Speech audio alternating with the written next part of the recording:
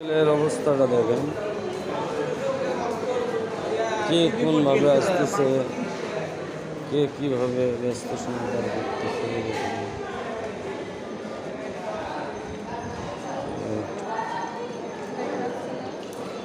মেডিকেলের অবস্থা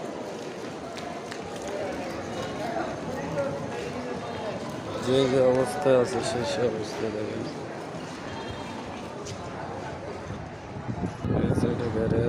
গ্যারেজটা দেখেন, দুই সাইডে গাড়ি রাখছে।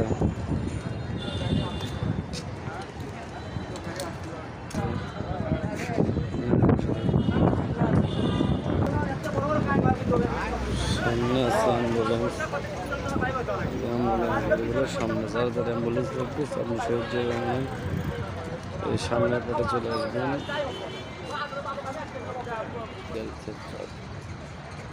মেডিকেল